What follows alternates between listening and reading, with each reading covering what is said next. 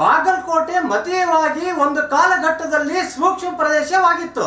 ಸುಮಾರು 1988ರಾಗ ಕೊನೆಯ ಒಂದು ಘಟನೆ ಆದ್ಮೇಲೆ ಕಳೆದ 23 ವರ್ಷದಿಂದ ಶಾಂತಿ ನೆಮ್ಮದಿಯಿಂದ ಇತ್ತಿದ್ದು. 88 ನಂತರ 98ರವರೆಗೂ ಜನತಾದಳ ಕಾಂಗ್ರೆಸ್ ಕಾಂಗ್ರೆಸ್ಸಿನ ಪ್ರಭಾವ ಕಡಿಮೆ ಆಯಿತು. ಅವಾಗ ಇದು ನೆಮ್ಮದಿಯಿಂದ ಇತ್ತು. 98ರಿಂದ 2013ವರೆಗೂ ಬಿಜೆಪಿ ಸರ್ಕಾರ ಇದ್ದಾಗ ಈ ಬಾಗಲಕೋಟೆ ನಗರ ಸಂಪೂರ್ಣ ಶಾಂತವಾಗಿ ನಿರಾತಂಕವಾಗಿತ್ತು. ಏನು 13ರಾಗ ಮತ್ತೆ ಕಾಂಗ್ರೆಸ್ ಅಧಿಕಾರಕ್ಕೆ ಬಂತು. ಇದು ಎಲ್ಲೋ ಒಂದ್ ಕಡೆ ಮತ್ತೆ ಯಾಮಾರಕ್ಕೆ ಹೋಗ್ತು. ಆದ್ರೆ ಬಾಲ ಬಿಚ್ಚಕ್ ಹೋದ್ರು, ಆದ್ರೆ ಅವಾಗ ಆಗ್ಲಿಲ್ಲ. ತಿರ್ಗಾ ಮತ್ತೆ 18ರಲ್ಲಿ ಬಿಜೆಪಿ ಸರ್ಕಾರ ಬಂದ್ಮೇಲೆ 23ವರೆಗೂ ಶಾಂತವಾದ ಪ್ರದೇಶ ಆಗಿತ್ತು. 23ರಲ್ಲಿ ಮತ್ತೆ ಯಾವಾಗ ಪುನಃ ಕಾಂಗ್ರೆಸ್ ಸರ್ಕಾರ ಬಂತು, ಈ ಏನು ಒಂದು ಇಲ್ಲಿ ಕೋಮು ಪ್ರಚೋದನೆ, ಏನು ಒಂದು ಮತಾಂಧ ಶಕ್ತಿಗಳ ಅಟ್ಟಹಾಸ ಇದು ಎಲ್ಲಿ ಆಗ್ತಾ ಇದೆ ಅಂತಂದ್ರೆ, ಇದನ್ನು ನಾವು ಈ ಮುಂಚೆ ಕಳೆದ 2 ವರ್ಷದಿಂದ ಹೇಳ್ತಾ ಬರ್ತಾ ಇದೀವಿ. ಬಾಗಲಕೋಟೆಯಲ್ಲಿ ಈದ್ ಮೆರವಣಿಗೆ ಸಂದರ್ಭದಲ್ಲಿ ಏನು ಈ ಲೆಬನಾನ್, ಪಾಕಿಸ್ತಾನ, ಪ್ಯಾಲೆಸ್ಟೈನ್ ಧ್ವಜಗಳ ಪ್ರದರ್ಶನ ಮಾಡಿದ್ರು.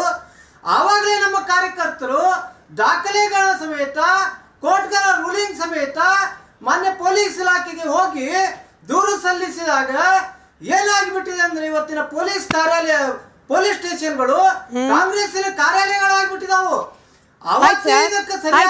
ಇಷ್ಟೊತ್ತು ನೀವು ಪೊಲಿಟಿಕಲ್ ಮಾತನಾಡಿದ್ರಿ ಸತ್ಯನಾರಾಯಣ್ ಸರ್. ನನಗೆ ವಾಸ್ತವವಾಗಿ ಏನಾಯ್ತು ಅನ್ನೋದು ಬೇಕ್ರಿ. ನೀವು ಸ್ಥಳೀಯರಿದ್ದೀರಿ, ಹಾಗಾಗಿ ಕೇಳ್ತಿದ್ದೀನಿ. ಕಲ್ ತಗೊಂಡು, ಚಪ್ಪಲಿ ತಗೊಂಡು ಮಸೀದಿ ಒಳಗಿಂದ ಹೊಡೆಯುವಂತದ್ದು ಏನು ಉದ್ರೇಕ, ಏನ್ ಪ್ರಚೋದನೆ, ಏನಾಯ್ತು? ಅಲ್ಲಿ ಯಾವುದೋ ಪ್ರಚೋದನೆ ಇರ್ಲಿಲ್ಲ. ನಾನೇನ್ ಕೇಳ ಬಯಸ್ತಾ ಇದ್ದೀನಿ ಅಂತಂದ್ರೆ, ಏನ್ ಕೇಳ ಬಯಸ್ತಾ ಇದ್ದೀನಿ ಅಂದ್ರೆ, ಮೆರವಣಿಗೆ ಹೆಚ್ಚು ಕಡಿಮೆ ಮುಕ್ತಾಯ ಹಂತದಲ್ಲಿತ್ತು. ಇನ್ನೊಂದು 40-50 ಮೀಟರ್ ಆದ್ರೆ ಮೆರವಣಿಗೆ ಹೋಗ್ತಾ ಇತ್ತು.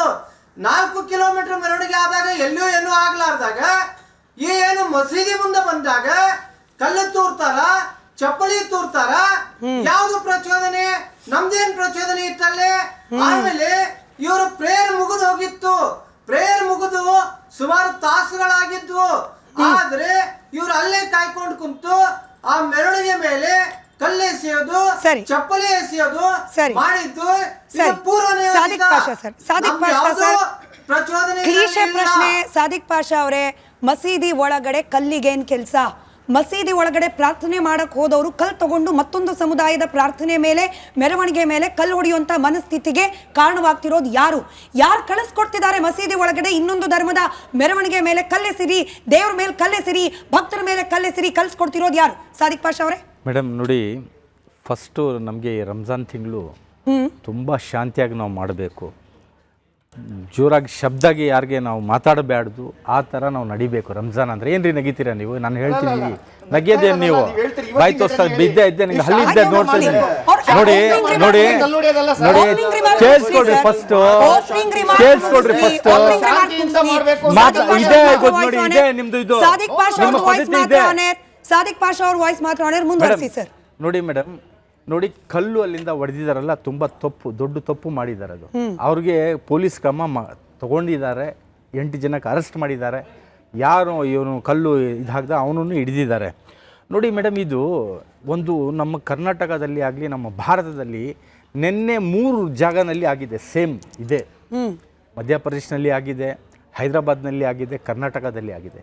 ಇದ್ರ ಹಿಂದೆ ಒಂದು ದೊಡ್ಡ ಪಿತೂರಿ ನಡೀತಾ ಇದೆ ಮೇಡಮ್. ಈಗ ನೋಡಿ, ಈ ಯಾರು ನೋಡಿ ಮಸೀದಿ ಒಳಗಡೆಯಿಂದ ಕಲ್ಲು ಹೊಡಿಬೇಕಂತ ಯಾರು ಹೊಡೆಯಲ್ಲ. ಅವ್ನಿಗೆ ಕಲ್ಲು ಹೊಡೆಯೋನೋ ಮಸೀದಿ ಬಿಟ್ಟು ಹೋಗಿ ಹೊಡಿತಾನೆ, ಯಾಕೆ ಮುಸಲ್ಮಾನ್ ಮೇಲೆ ಬರಬಾರ್ದು ಅಂತ. ಇದರಿಂದ ಒಂದು ಷಡ್ಯಂತ್ರ, ಹಿಂದೂ ಮುಸಲ್ಮಾನ ಒಗಟಾಗಿ ಇರಬಾರ್ದು, ಶಾಂತ ಕದಡಬೇಕು, ಹೊಡೆದಾಡ್ಕೊಂಡು ಸಾಯ್ಬೇಕು ಅಂತ ಒಂದು ಇದು ನಡೀತಾ ಇದೆ. ಅದಕ್ಕೆ ನನ್ನ ಇನ್ನೊಂದು ಮಾತು ನಾನು ಹೇಳೋದು ನೋಡಿ ಮೇಡಮ್, ಒಂದು ಸಮುದಾಯ ಇದೆ, ಒಂದಲ್ಲ ಒಂದು 10 ಸಮುದಾಯ ಇದೆ. ನಾನು ಹೇಳ್ತೀನಿ ಯಾವುದು. ಒಂದು RSS ಸಮುದಾಯ, ಒಂದು VHP ಸಮುದಾಯ, ಬಜರಂಗ್ ದಳ ಸಮುದಾಯ, ಮತ್ತು ಇದು ಹಿಂದೂ ಮಹಾಸಭಾ ಸಮುದಾಯ. ಈ ಸಮುದಾಯ ಒಳ್ಳೆ ಹಿಂದೂವರು ಮತ್ತೆ ಮುಸಲ್ಮಾನರು, ಒಳ್ಳೆ ಮುಸಲ್ಮಾನರಿಗೆ ಶಾಂತಿಯಾಗಿ ಇರಕ್ಕೆ ಕೊಡಲ್ಲ. ಇದು ಭಾರತದಲ್ಲಿ ಒಂದು ದೊಡ್ಡ ಷಡ್ಯಂತ್ರ ನಡೀತಾ ಇದೆ ಮೇಡಮ್.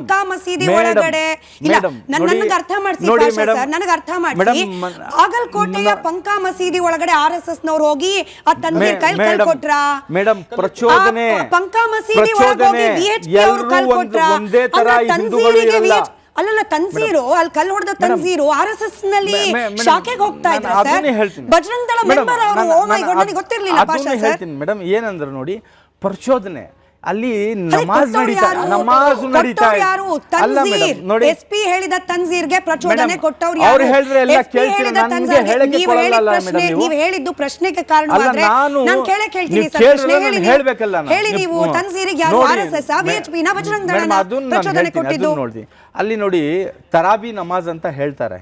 8 ಗಂಟೆ ಆದ್ಮೇಲೆ 8:30 9 ಗಂಟೆ ಆದ್ಮೇಲೆ 10-10:30 ನಮಾಜ್ ನಡೆಯುತ್ತೆ. ಅಲ್ಲಿ ಜನ ಇದ್ದಿದ್ದು ತರಾಬಿ ನಮಾಜ್ ಮಾಡ್ಕೊಂಡು ಇದ್ದಿದ್ದು ಅಲ್ಲಿ. ಅಂದ್ರೆ ತರಾಬಿ ಇದಾದ್ಮೇಲೆ ಅರ್ಧ ಜನ ಹೋದ್ರು, ಅಲ್ಲಿ ಪ್ರಾರ್ಥನೆ ಮಾಡ್ತಾ ಇದ್ರು. ಆ ಟೈಮ್ನಲ್ಲಿ ಫುಲ್ಲಾಗೆ ಬಂದು ಅದು ಇದೆಲ್ಲ ಪ್ರಚೋದನೆ ಮಾಡ್ತಾರಲ್ಲ, ಡಮ್ಟಿ ಹೊಡೆಯೋದು. ಎಲ್ಲಾ ಕಡೆ ಮಾಡಲ್ಲ ಡಮ್ಟಿ. ಎಲ್ಲಿ ಮಸೀದಿ ನೋಡ್ಬಿಟ್ರೆ, ದರ್ಗಾ ನೋಡ್ಬಿಟ್ರೆ ಇಲ್ಲಿ ಪವರ್ ಜಾಸ್ತಿ ಬಂದ್ಬಿಡುತ್ತೆ. ಆ ಮಾಡೋ ಟೈಮಲ್ಲಿ ಒಬ್ಬ ಕಿಡಿಕೇಡಿ, ಯಾರೋ ಒಬ್ಬ ಕಿಡಿಕೇಡಿ ಇರ್ತಾನೆ. ಕಿಡಿಕೇಡಿ ಯಾರೋ ಕಲ್ಲು ಹೊಡೆದಿದ್ದಾನೆ, ನೋಡಿ ಅವ್ರಿಗೆ ಸರಿಯಾಗಿ ಪಾಠ. ಸತ್ಯನಾರಾಯಣ ಅವರು ಅಲ್ಲಿದ್ದವರು ಹಾಗ ಕೇಳ್ತಿದ್ದೀನಿ. ಸ್ಮಿತಾ ಮೇಡಮ್, ನಮ್ಮ ಮೆರವಣಿಗೆ ಸುಮಾರು 6 ಗಂಟೆಗೆ ಪ್ರಾರಂಭ ಆಗಿ ಆ ಮಸೀದಿ ಹತ್ರ ಬಂದಾಗ 10 ಗಂಟೆ ಆಗಾಕ್ ಹೋಗಿತ್ತು. 10:30 ನಮಾಜ್ ನಡೆಯೋದು. 10:30 ತರಾಬಿ ನಮಾಜು.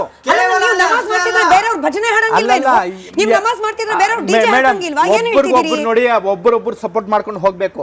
ನೀವು ಪ್ರಾರ್ಥನಾ ಮಾಡೋ ಟೈಮಲ್ಲಿ ನಾವು ಸೈಲೆಂಟ್ ಆಗಿರ್ಬೇಕು. ನಾವು ಪ್ರಾರ್ಥನಾ ಮಾಡೋ ಟೈಮಲ್ಲಿ ನೀವು ಸೈಲೆಂಟ್ ಆಗಿರ್ಬೇಕು. ಇನ್ನೊಂದು ನೋಡಿ ಮೇಡಮ್, ಒಂದು ಚಿಕ್ಕಮಂಗ್ಳೂರು ಎಲ್ಲಿರೋದು? ಚಿಕ್ಕಮಂಗ್ಳೂರು ಎಲ್ಲಿ? ನೇಪಾಳದಲ್ಲಿ ಇರೋದಾ? ಚಿಕ್ಕಮಂಗ್ಳೂರು ಎಲ್ಲಿರೋದು? ಚಿಕ್ಕಮಂಗ್ಳೂರು ಎಲ್ಲಿರೋದು? ನೇಪಾಳಲ್ಲಿನಾ? ಚಿಕ್ಕಮಂಗ್ಳೂರು ಹೇಳ್ರಿ ಫಸ್ಟ್. ಚಿಕ್ಕಮಂಗ್ಳೂರು ಹೇಳ್ರಿ ನೀವು. ಚಿಕ್ಕಮಂಗ್ಳೂರಲ್ಲಿ ಬ್ರೇಕಿಂಗ್ ಬಾಗಲಕೋಟೆಯಲ್ಲಿ ಕಲ್ಲು ತೂರಾಟ ಪ್ರಕರಣ. ದಿಲೀಪ್ ಅವರೇ ಕೇಳಿಸ್ಕೊಳ್ಳಿ, ಬಹಳ ಇಂಪಾರ್ಟೆಂಟ್ ಇದು. ಜಿಲ್ಲಾಧಿಕಾರಿಗಳ ನೇತೃತ್ವದಲ್ಲಿ ನಡೀತಾ ಇದ್ದ ಶಾಂತಿ ಸಭೆ ವಿಫಲ ಅಂತ ಯಾಕೆ? ನಟರಾಜ್ ಗೌಡ್ರು ಕೇಳಿಸ್ಕೊಳ್ಳಿ. ಶಿವಾಜಿ ಉತ್ಸವ ಮೆರವಣಿಗೆ ಮೇಲೆ ಕಲ್ಲು ತೂರಾಟ ಪ್ರಕರಣಕ್ಕೆ ಸಂಬಂಧಪಟ್ಟಂತೆ ಶಾಂತಿ ಸಭೆಗೆ ನಾವು ಬರೋಲ್ಲ ಅಂತ ಮುಸಲ್ಮಾನ್ ಸಮುದಾಯದ ಮುಖಂಡರು ಗೈರಾದ್ರಂತೆ. ಶಾಂತಿ ಸಭೆಗೆ ನಾವು ಬರೋದಿಲ್ಲ ಅಂತ ಹೇಳಿ ಮುಸಲ್ಮಾನ್ ಮುಖಂಡರು ಇದನ್ನ ವಿರೋಧ ವ್ಯಕ್ತಪಡಿಸಿ ದೂರ ಉಳಿದಿದ್ದಾರೆ. ಜಿಲ್ಲಾಧಿಕಾರಿಗಳ ನೇತೃತ್ವದ ಶಾಂತಿ ಸಭೆ ವಿಫಲ. ನಟರಾಜ್ ಗೌಡ್ರೆ, ನಾವು ದೃಶ್ಯವನ್ನ ಕೂಡ ಗಮನಿಸ್ತಾ ಇದ್ವಿ. ಶಾಂತಿ ಸಭೆಗೆ ಮುಸಲ್ಮಾನ್ ಸಮುದಾಯದ ಮುಖಂಡರು ಗೈರಾದ್ರು, ಹಾಗಾಗಿ ಶಾಂತಿ ಸಭೆ ವಿಫಲವಾಗಿದೆ. ತನ್ನಿ ನಟರಾಜ್ ಗೌಡ್ರನ್ನ ಸ್ಕ್ರೀನ್ ಮೇಲೆ. ನಟರಾಜ್ ಗೌಡ್ರೆ, ಮುಖ್ಯಮಂತ್ರಿ ಸಿದ್ದರಾಮಯ್ಯನವರು ಮುಸ್ಲಿಂ ಸಮುದಾಯದ ಕಾರ್ಯಕ್ರಮಕ್ಕೆ ಹೋದಾಗ ಶಾಂತಿ ಅಂದ್ರೆ ಮುಸ್ಲಿಂ, ಇಸ್ಲಾಂ, ಶಾಂತಿ ಪ್ರಿಯರು ಅಂದ್ರೆ ಮುಸಲ್ಮಾನರು, ತಪ್ಪಲ್ಲ ಸರ್. ನಿಜವಾಗ್ಲೂ ಮುಸಲ್ಮಾನ್ ಸಮುದಾಯದಲ್ಲೂ ಕೂಡ ಶಾಂತಿ ಪ್ರಿಯರಿದ್ದಾರೆ. ಸಾದಿಕ್ ಪಾಷಾ ಅವರಿದ್ದಾರೆ ನಮ್ಮ ಜೊತೆಯಲ್ಲಿ, ಅನೇಕರು ಬರ್ತಾರೆ ನಮ್ಮ ಡಿಬೇಟ್ಗೂ ಕೂಡ.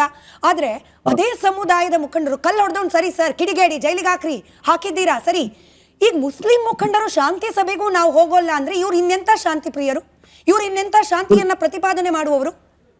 ಇಲ್ಲ ಈಗ ನಾವು ಒಂದೇ ಸಲ ಜಡ್ಜ್ಮೆಂಟ್ ಮಾಡೋದು ಬೇಡ. ಒಂದು ಮುಸಲ್ಮಾನರ